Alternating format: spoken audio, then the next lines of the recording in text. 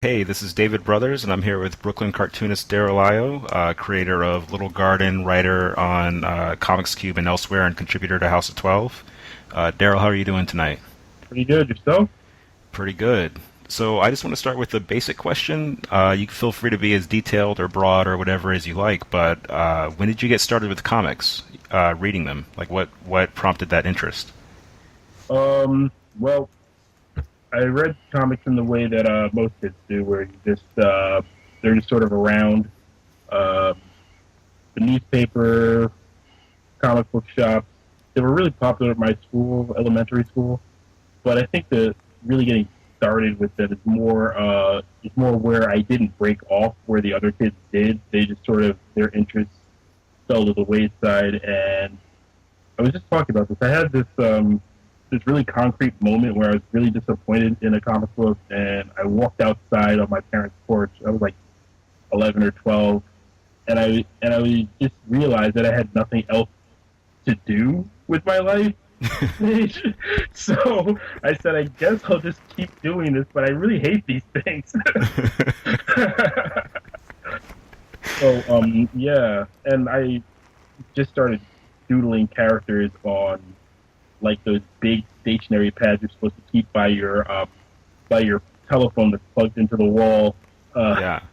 so I just made up this like I just however many pieces of paper that was, I just made up characters, all summer. So Do you still are those characters just trapped in that summer, or have you ever revisited those ideas?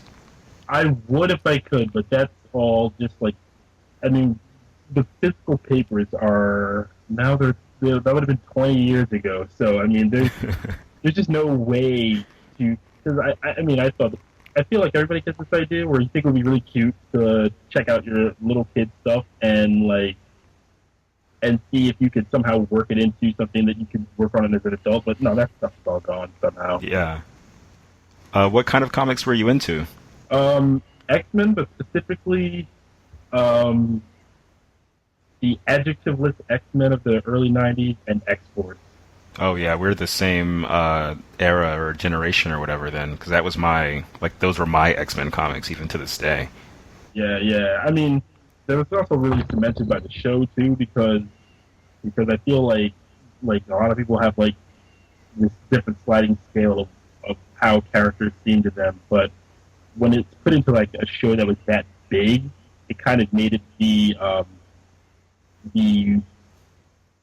kind of plain X Men, I guess. Like not the you have to explain yourself. Like Cyclops is always going to look like a blue guy with a yellow Yeah, Y-shaped thing on his chest, So it's like that's like the forever version of those characters, you know.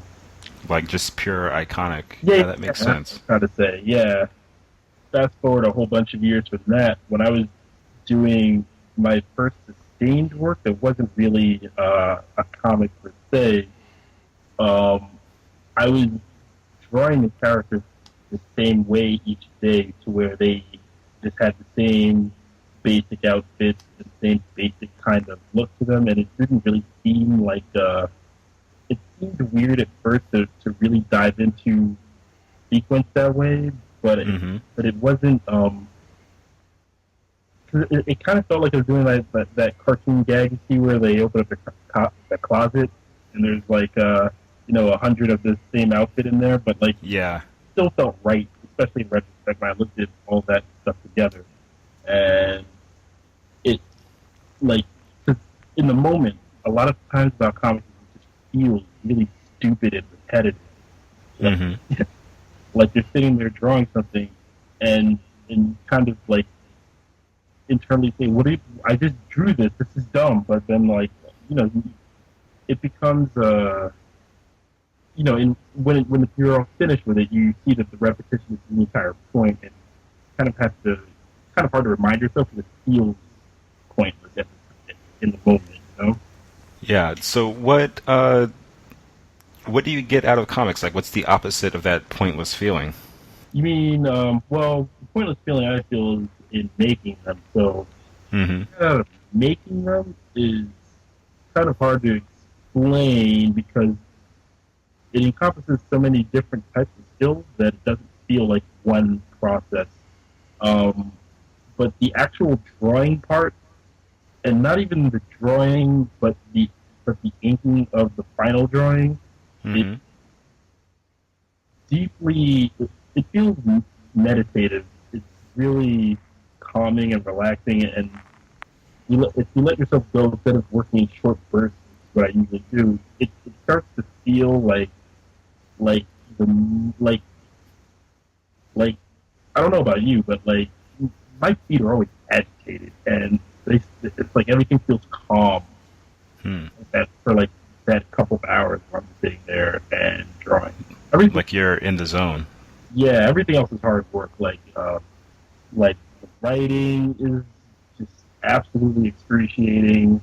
Um, the initial drawing, the penciling, completely like the ideas of the pictures are fun to come up with, but the beginning to draw them and trying to and every single time like anatomy oh every single time the anatomy feels like it's not working, you know that part is all struggle. But as for but but then when you get to the part where it's just inking, it's just all downhill. So, as a comics reader, what what's the draw there?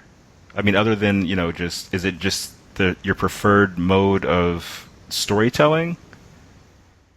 Um, it's I guess I just got used to it. I suppose. It's kind of hard to say because I feel like there's a lot of comics that is directly inspired by other outside media. You know, we always talk about movie influenced comics or movie hits Hmm. and all that stuff, or then like stuff that feels like it's someone attempting to write for a television show, but it's a comic. So it's really the lines tend to get a little bit blurry as to what is specific to comics and what is just sort of something that happens to be in comic form. Like I fight with myself about this more than it's easy to play. Like there's certain things about comics that feel absolutely it like you can't replicate that other way. What I usually Hmm. do is the newspaper strips, especially the old ones, where it's just a small moment or point or joke, and then it's like I'm going to say this one thing, and then I'm going to leave you alone for the rest of the day, and I'll come back tomorrow and say one thing, leave you alone for the rest of the day. And where, on the other hand, the comic book, where you get all of your information in a big packet, and then you don't hear from the person for a while. But that feels a lot more like the way information is dumped on us normally when you watch a TV show, for example. It's like, I guess, the closest relative right now between like regular serialized comic books and anything else. So that I feel a lot more similarities with that, whereas with the comic strip, there's really nothing quite like it. Hmm. Stand-up comedians, but they tell other jokes like in rapid succession. Whereas where you never have a stand-up comedian got up on the stage, waited for the applause to die down, said one joke, and said, "Okay, I'm out of here. I got to plan again."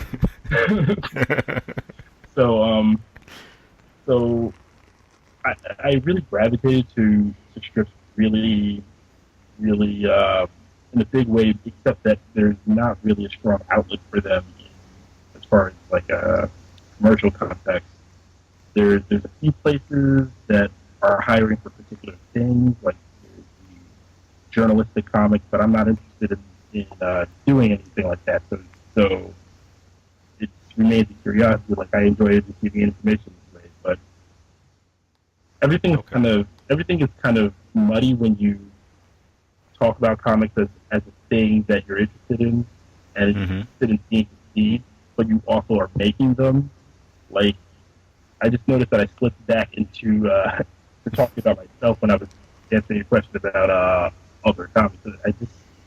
It all kind of blurs back and forth But between what I would do or what I think is like most suitable versus what what the other person or the other artist is trying to do. So it's kind of hard to distinguish those things sometimes. Yeah, and I like that you're a cartoonist and a critic, and it seems like you approach both with equal enthusiasm, I guess is the best way to put it. Yeah. Uh, what led you to, discussing comics online? Well, it's a funny thing. It's just that it's like I was never not discussing comics. There just wasn't anybody to hear it a lot of times. I have a my godparent. Most people don't really care about godparents, but my godparents had a son around my age. He's a year younger than me. So I have a god brother, and every Nice. time we would get together, we would just talk about comics. He was in the same thing that I was when we were growing up, and it's just like to me, comics is just inextricably linked to talking really excitedly about them. Mm-hmm. And he's a year younger than me, but we have we read similar stuff, but we obviously had extremely different like values. Mm-hmm.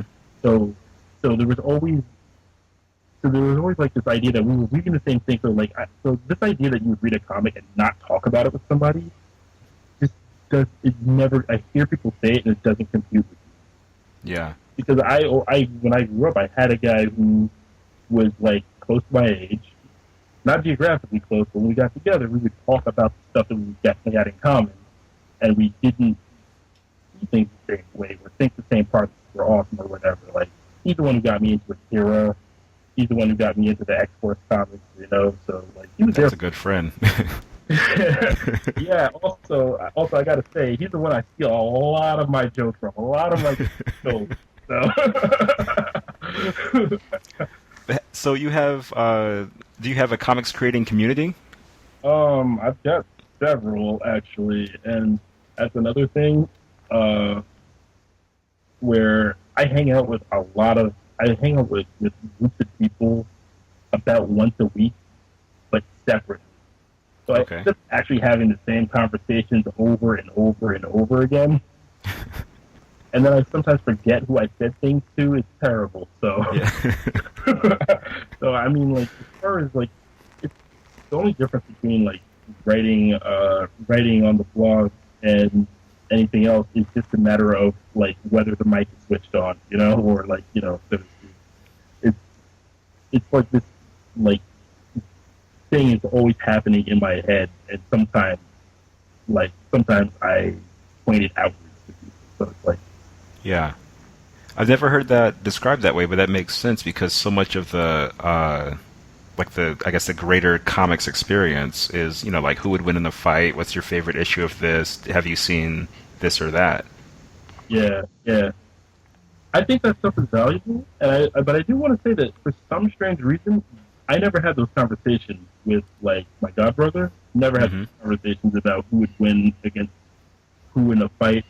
Partially because we have the trading cards, you can see the stats. I mean, like you know who would win against who in a fight, but like also like for some reason we, even though we had different like ways of seeing like a hero, for example, we I guess we always had similar enough values that like there are certain things that just went unspoken. I never really had to think about until there are a lot of things I never thought about until I went to art school, just because I started at a level where they were already assumed Mhm. certain like some people like you ever see somebody discuss an artist. I can't think of one off a good one off the top of my head, but somebody discuss an artist. Somebody says, "Oh, I don't like that," and somebody says, "How could you not like that artist?" You know, like Yeah. everything like those sort of basic discussions we were always enough on the same page that I never even had to critically think about like why something visually works for me until like I was in an art crit at school. But it all built gradually, you know. Okay. I didn't know you went to art school. Can you talk about did you go for comics specifically, Well, illustration? yeah, I majored in illustration, and it was very simple. It was I went to a high school that focused on the traditional math and science. My art portfolio was terrible, and for the entire freshman year, I walked around with a folder in my backpack with the original slides that I submitted to the school. Uh huh. Anybody around me got too cocky or arrogant, I would just pull it out. Like, let me just tell you something, buddy. Special for being here. So I didn't go to a school where like a fancy portfolio or a really good portfolio was major. They were just more like, if you've done this, this, and this, then sure you're accepted. And if you want to do the work, we'll hammer you into something. And I wanted to do the work, so it worked out for me. It didn't work out for anybody who was sort of coasting, but Yeah. yeah. So you have you used to write quite a bit on Comics Cube, and now you've mostly moved to Tumblr as far as like criticism reviews, like Tumblr questions and that kind of thing. What prompted that change? Was it just like a natural slide? I wish it was not a. It's not really a change per se, but I they're both very immediate. Like, there's an app for WordPress on my phone, there's an app for Tumblr on my phone, and they're next to each other on my phone. Mm-hmm. It's just that Tumblr is definitely more, how would you say, informal. Whereas Yeah. Cube is a shared blog. I started with my friends El Nichols and Kevin Zapp, or I should say Chapievsky. Um, I always call him Zapp, so there's a certain responsibility when you're posting to a blog that you share with people, when it's not just whatever you feel like .tumblr.com. So the formal criticism also was really, it felt really draining. Like, I was spending a solid 5 hours reading a single mini comic and just like I was filling up pages in my notebook. I was searching online to see if I could get a decent picture of a page that was in the comic that was right in front of me, just so I could write this thing. And then sort of like, people liked it, and I was like, oh, cool. I'm exhausted. I never want to touch that comic again, even though I love it. So, like, to do the type of writing that I felt was the most rewarding, it started to feel like I was. No, it didn't start to feel. I was definitely taking time away from time that could have been making my own stuff, and started to feel as though like it got really. I wouldn't say aggravating, but there's a strange feeling when I put my name into Google to try to find my stuff, and I can't find my stuff because this thing associated with me, there's a lot of images associated with me, and they're all other people's stuff because I'm writing about other people. So, and it started, I started to feel bad, like, hey, I can draw too. So, and then there were also like several situations where I'm sitting there reading a comic where I wasn't enthusiastic about it, but not only not enthusiastic about it, like I actively disliked it. And what really ends up happening is that you have to make a choice at some point where, like, am I going to just pound this comic into the ground because it deserves it? I mean, this happened only about 3 times in the past few years. But, like, comics I read that I disliked so much that it made my stomach hurt and made me just, like, want to get off the train at the next stop and walk home, like, 10 miles through Brooklyn and just, like, have one of those movie moments. Like, I really hated these comics.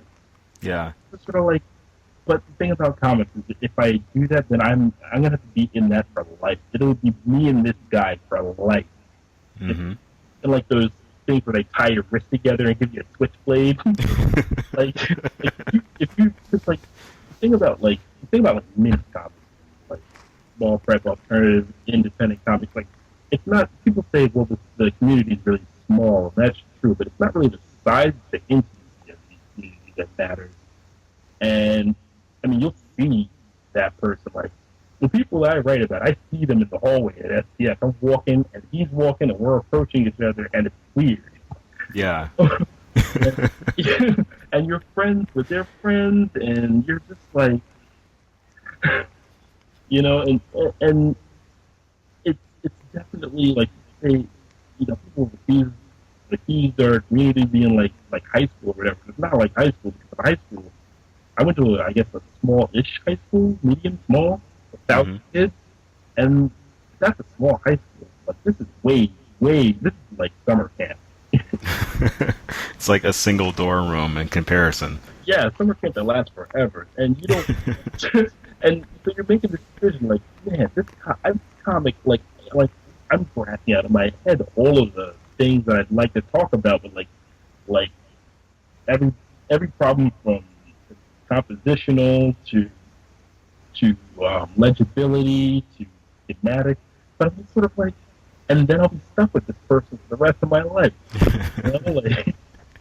You know, like, like I'll be stuck with this, with like, with like the, I don't know, Like weird meta beef almost. yeah, I just wasn't like it just felt like there were certain situations where I'm like, by the time I get off this train, because New York City trains are underground, you can't get a reception on them. So I'm Hmm.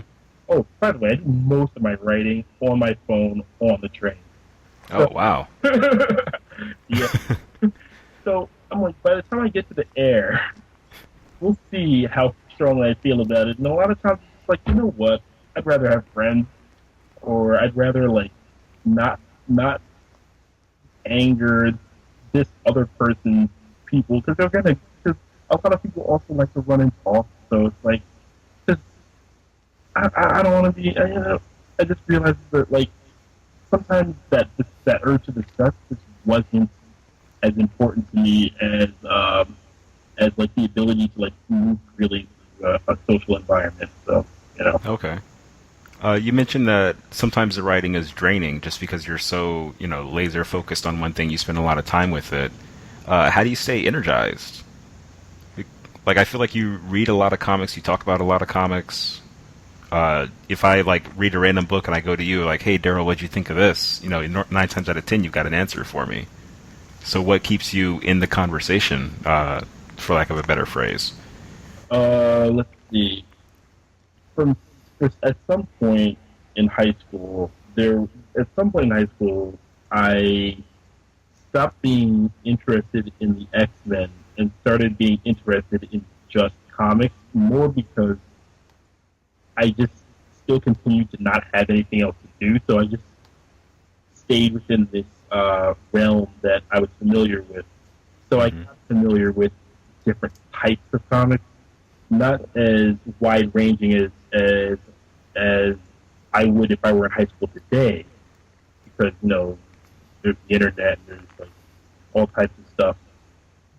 But I just tried to become conversant in a lot of things, and also it was really interesting in college where I would meet people say, "Oh, hey, I like comics too." I'm like, "Cool, what do you like?" And it's something I never heard of. So I, I, I guess I just like had this impulse to just know as much as I possibly could about this thing that I was interested in, just because I didn't. A lot of it started off as not wanting to look stupid and Yeah. wanting people to take me seriously, and this is also something that's really that, that a lot of this is also based on like really being like the only black person around. Hmm. When I went to college, there were not a lot of black people at the college is Rochester Institute of Technology. It's way up north, cold. Not a lot of people like Rochester,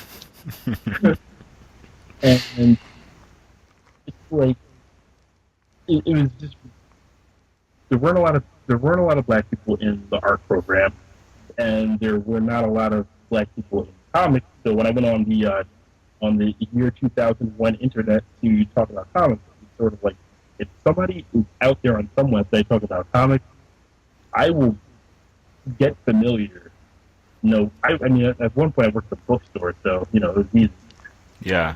So I would find a way to get, and also their enthusiasm would kind of catch on with me. Like a lot of times, other people liking something gets me more energized about it because we all have our biases, and my biases are pretty narrow, in fact. but Mm-hmm. the way other people respond to it kind of rubs off on me, and it just makes me more interested in it than I would be if I had approached that same thing cold. And even when I already read something, I toss it aside, and then I see somebody talking about it, they're probably coming at it with a different expectation or a different result than I had, and that rekindled my interest in everything that I mean, I remember everything. Well, I didn't really think about it that way, and then Hmm.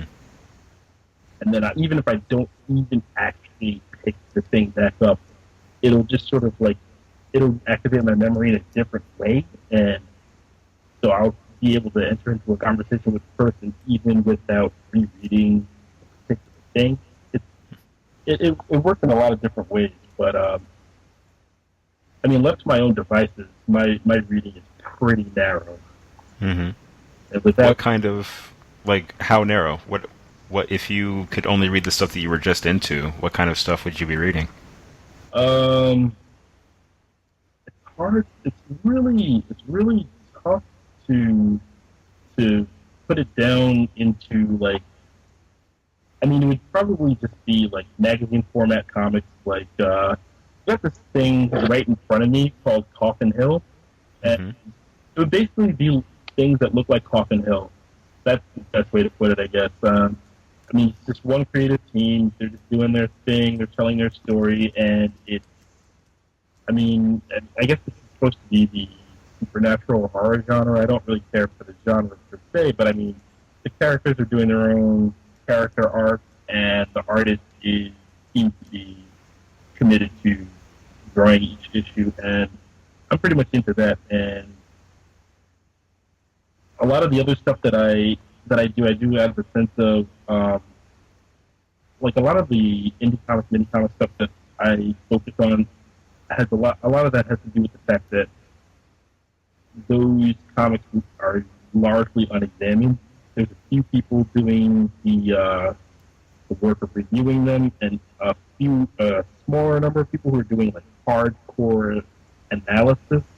Yeah. I just feel that as much as I could probably sit there and read 50 Coffin Hills and not bother anybody, there's already people who talk about that particular type of comic, that mainstream type of with the Vertigo thing, so that type of thing. There's already people who do that. There's there's a whole network of websites for that. The, the stuff that's interesting to write about is stuff that not that nobody has talked about that particular comic when I'm looking at a particular mini comic, Mm-hmm. but it's more that like people just don't explore that mode of storytelling, I guess, and the expectations that go along with it. And also, a lot of people who talk about comics in general I don't know if they have the personal familiarity with making them, and Mm-hmm. them has a lot to do with it. Because if I make something and I write about other stuff, it feels kind of like treachery to make the like comics I Xerox myself, and then like turn around and only talk about stuff that comes out on big publishers. It feels like really mean to know all of this stuff about Mm-hmm. a particular field and then just ignore it. And it's not that I don't like their stuff, because I mean, I spent my entire 20s focused on the alternative comics, art comics, mini comics. Like that was my entire like from college through well past my 20s. I'm 32 now, so to have that like that experience with making them and reading them, but then and then if I were to just only write about what's super comfortable, feels less. It doesn't feel like the best type of writing I could be doing. Does it feel less honest? Well, I don't know. Either way you look at it, I feel dishonest because if I were to say I'm just going to write only about mini comics that I pick up at SPX or Mocha, then that would be very dishonest. That's not all that I read. Mm-hmm. and I know that it's dishonest because when I find that out from other people, I feel like they tried to trick me. So that means that if I'm doing it, then I'm trying to trick other people based on how I feel when I see it in other people. Like like I'm saying, like, what would you know about this or that? And the person's like, "Hey, what are you talking about? I read those types of comics too." And I'm like, well, you never know it. So I mean, like, I don't want to like secretly read stuff and be like, "Ooh, this is my thing," but I'll never let the guys know at any comics club that I'm reading X-Men. Like that just feels wrong. So, but then on the other hand, I can't just like, sit around and like actually act like I'm just going to like read Justice League and talk about it. And that's just be my thing. Like that's just not possible because I know so many more different types of things than that one thing. So so so focusing entirely on any one thing would be a misrepresentation of who I am as a reader. Okay. We briefly touched on this earlier, but race, diversity, gender in comics, I guess it's an ongoing rolling thunderstorm of a conversation right now. Yep. You and I have both, dove in on various subjects, but what, I guess, why do you continue to talk about diversity in comics? Is Well, it, pure self-interest. Um, it's, I mean, that's the only way to think about it. Like, I'm a black person, so as I guess to put it in the most extreme terms, like my survival depends on being race conscious in all ways.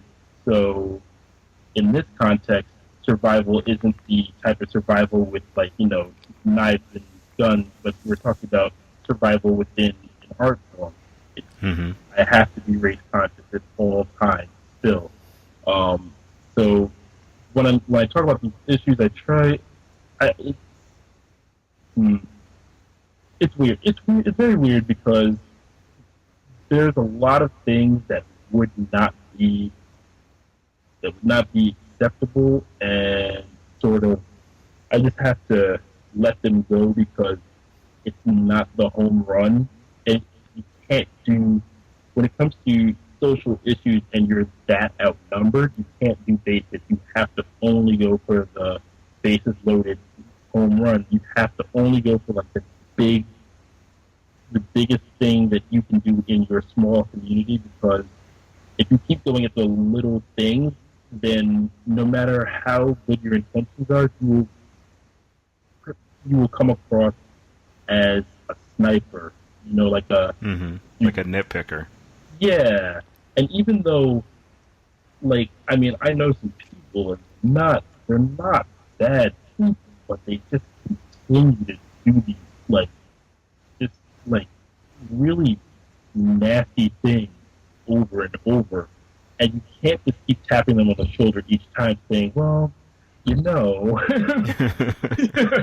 I mean, you can, but like, no matter how right you are, it's going to wear on them. And I mean, it's going to wear on you too, but it's going to wear on them, and they're going to stop being receptive to what you have to say. And the the, the question then becomes, how important is it to be right, and how important is it to make it actually like an identifiable difference in in whatever situation you're doing. So making a difference is probably the situation when you're trying to make a difference. That's the one where you pull somebody aside and say, look, we got to talk about the thing. But if you're just interested in being right, that's when you can easily just say, hey, you know, just slap down everything that is objectionable that you see every occurrence. I mean, It's like making an example out of someone as opposed to trying to make a difference. yeah, but the thing about making an example out of people is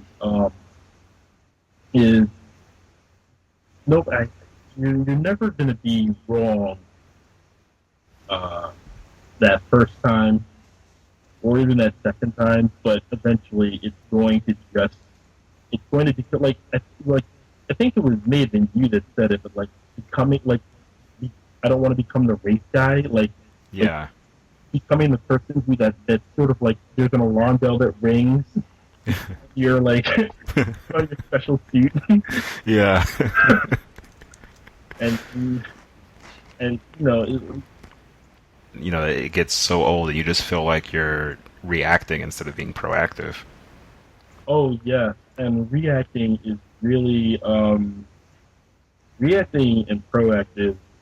Well, I think when you're dealing with social problems, there's an extent to which it's always reactive. Mm. Um, there's because again, being being coming across as a nagger or like a nitpicker. Um, I guess I guess I guess the main problem is that it wears everyone down. And what I should say is that the important part is that it wears you, the person who is trying to help people and trying to change society. It wears you down. But as far as the long term goes, the really important thing is that it wears down the people listening, and it wears down the people who you're trying to change. And as much as you don't like to talk about it, you can't. I don't think that you can get as far with. I feel like it's a special job to try to do any kind of um, any level of activism, whether it's Hmm. like like um, like regular real activism or whether it's just sort of like talking to people type of activism. Any of that, it's a matter of putting the needs of the task ahead of the needs of yourself. And I feel like like you have to be willing to make accommodations just because if your goal is to fix society's made of people. You have to work with the pace of the people. I mean, you're trying to speed up the pace of the people, but you also have to work within the confines of they're human. They're going to get annoyed at you, even though you're right. So Yeah. it's it's it's something that like also like there's a lot of personal growth and training where like I have to learn that I can't win in the short term ever, you know, Hmm. long term. And the best thing about it is that even when you win, nobody actually knows you won. Yeah, I had a friend send me like a panic message. He was like, I don't know what to do. I have a friend that I grew up with. My friend is racist. Oh, that's terrible. And then he said, well, I guess he asked me for help, and then he figured it out himself. He said, I guess if I just sort of say things to him but don't press the issue, he'll sort of change subtly on his own. And I was like, that's we must figure that out for both of us. Is what I think. Like introduce little ideas to people and sort of like undermine their thinking just by adding contradictory things, but not really fighting them until like they will change their mind and they will think it's their own idea because been in their subconscious for so long, you know, as they're exposed to people, like you're exposed to your words, they're exposed to other things that come, like they will actually change their mind and they'll think it was entirely their own idea, and that you got to be okay with that. You got to be okay with the idea that when you succeed in changing people's minds, the most effective ways for them to think it's their own idea. I agree with that. I think because a lot of times, if someone messes up big, you know, like a friend says something that they really shouldn't have, their first move, their first instinct, really is going to be defensive, and this is true of all of us. And that's the worst time to try to convince anyone of anything because they're like, no, you know, I'm not a bad person. I'm trying to do the right thing. Why are you treating me like a bad person? Right on. Yeah. And so eventually, eventually, whether it is something that they just come to on their own, like the next day, or if 2 years later, after being slowly introduced to things subtly, they sort of come into it eventually, because you know that there's like that cliche, like changes come from within or whatever. Like Yeah. I feel like I feel like my friend was right in saying that like his friend has to feel like the change in perspective comes from himself. It can't be this thing imposed on him. And that's the thing that's really tough to let go of because when somebody says something offensive or when some structure is in place that's wrong, you want to destroy it now and fix it. But it's I mean, we're talking the abstract, so it's really tough to really nail down exactly What what the fix would be? yeah. But in a lot of cases, when it's personalities, it's stuff that you have to sort of like hope that they'll eventually acquire enough cultural knowledge, enough social knowledge that they decide to change their mind. That it's a really, but it's definitely a terrible thing to have to come to terms with it. Like you have to let the person go out thinking racist thoughts or whatever, sexist thoughts, stuff. Like you just gotta let that go and just hope that you can like settle. Cool. Well, this has been great. Can you tell the listeners where to find you online? Oh yeah, well, I guess the I guess the most common place to find me online is Twitter, and that's just my name, Darryl Ayo. I've got websites. I No, I can't even pretend that I use them, but I've got littlegardencomics.com, and there's one story on there, 20-page short story, and sometime down the line, maybe by SPX this year, there will be much different stuff on that. Very cool. And you've got a couple of Tumblrs. There's DarylIO.tumblr and Honeybee Revenge Party. Is that right? Honeybee Revenge Party, yeah. What's the gimmick of that one? Nothing. That's just a nonsense phrase that came to my mind one day, and I wrote it down, and then like a whole year went by, and I was like, oh wait, the phrase just popped into my head, and that one is just collections of stuff that I find on other Tumblrs and blog. I don't think that I'm doing enough stuff on Tumblr that I actually need two of them though. Well, very cool. Thanks for talking with us. Yeah. And that's a wrap, I guess. All right.